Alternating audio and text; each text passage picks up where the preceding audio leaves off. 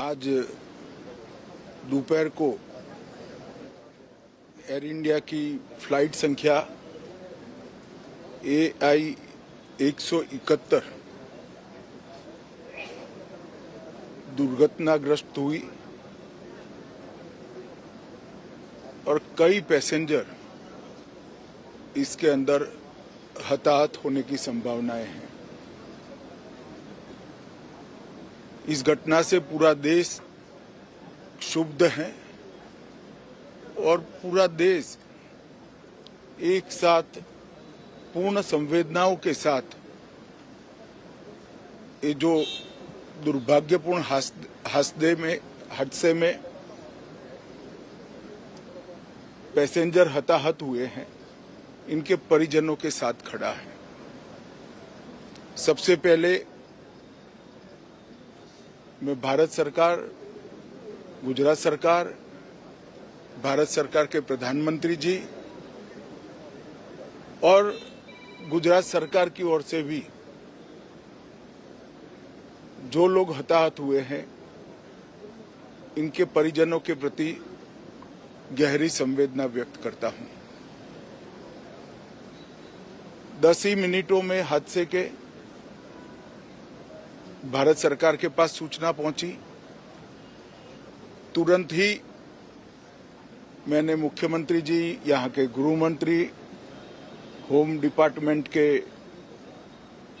Control room, civil aviation department, civil aviation मंत्री, सभी से संपर्क किया।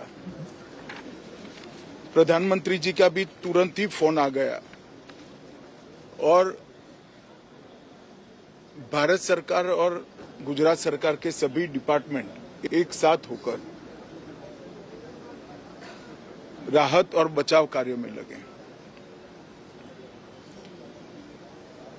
इस विमान में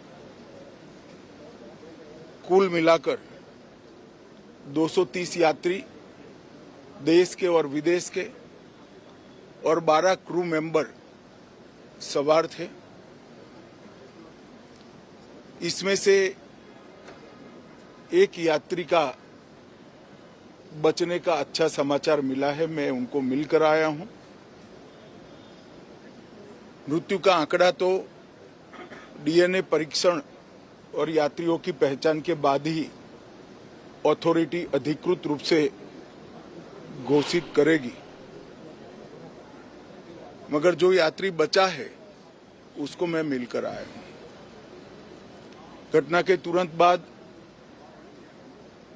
गुजरात सरकार ने बहुत त्वरा से डिजास्टर मैनेजमेंट की सारी इकाइयों को अलर्ट करते हुए, चाहे हेल्थ डिपार्टमेंट हो, चाहे फायर ब्रिगेड हो, चाहे पुलिस विभाग हो, भारत सरकार की भी CAPF को संपर्क कर सभी ने एक साथ मिलकर राहत और बचाव का कार्य चालू किया। मगर 1.25 लाख लीटर ईंधन विमान के अंदर ही था और लगभग गर्मी, तापमान इतना ऊंचा हो गया कि किसी को बचाने की मौका ही नहीं मिला। अब मैं घटना स्थान पर भी जाकर आया हूं। सारे यात्रियों के मृतदेह को बाहर निकालने का काम लगभग समाप्त हो चुका है। जितने यात्रियों के परिजन यहां पहुंच चुके हैं, वो सबका DNA लेने की कार्यवाही भी 2-3 घंटों में समाप्त हो जाएगी।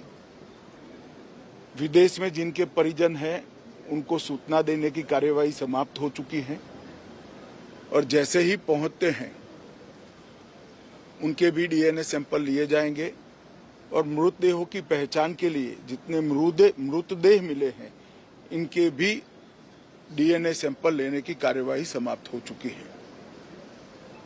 गुजरात में ही लगभग 1000 के आसपास डीएनए टेस्ट करने पड़ेंगे।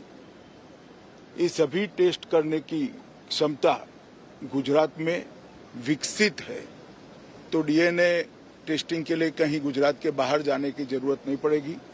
गुजरात की एफएसएल और नेशनल फॉरेंसिक साइंस यूनिवर्सिटी दोनों मिलकर कम से कम समय में डीएनए का परीक्षण पूरा करने के बाद परिवारजनों को अपना मृतदेह परिजन का मृतदेह सौंपने का काम करेंगे।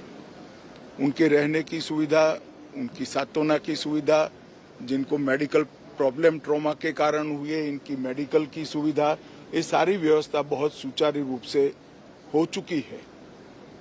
अभी रिव्यू मीटिंग में सारी व्यवस्थाओं को हम सब मंत्रियों ने साथ में मिलकर देखा है। एविएशन डिपार्टमेंट ने अपनी जांच शुरू कर दी है और जांच तेजी से आगे बढ़े, इसके लिए भी एविएशन मंत्री जी ने सूचनाएं दी है। मैं फिर से एक बार राहत काम में जिन जिन एजेंसियों ने त्वरा के साथ बचाव और राहत का काम किया, वो सभी का धन्यवाद करना चाहता हूं। और फिर से एक बार जिन्होंने अपने परिजनों को गंवाया है, हताहत हुए हैं, वो सभी को मनपूर्वक संवेदनाएं व्यक्त करता हूं। मैं एक बार जरूर कहना चाहता हूं कि ये एक्सीडेंट है, एक्सीडेंट को कोई रोक नहीं सकता, परंतु 365 दिन 24 घंटा इस तरह की घटना के लिए प्रशासन का जो अलर्टनेस है, उसकी कसौटी उसी वक्त होती है जब ऐसी घटनाएं होती है। और आज गुजरात के डिजास्टर मैनेजमेंट की तैयारियों का एक प्रकार से दुर्भाग्यपूर्ण तरीके से मगर कसौटी हुआ और बहुत त्वरा के साथ यहाँ पर काम किया गया, वो पूरे देश के मीडिया के सामने और परिजनों के सामने भी आया है। अंत में मैं फिर से एक बार सम्माननीय प्रधानमंत्री नरेंद्र मोदी जी की ओर से, भारत सरकार और गुजरात सरकार की ओर से सभी हताहत लोगों के परिजनों के प्रति गहरी संवेदना व्यक्त करता हूं। धन्यवाद।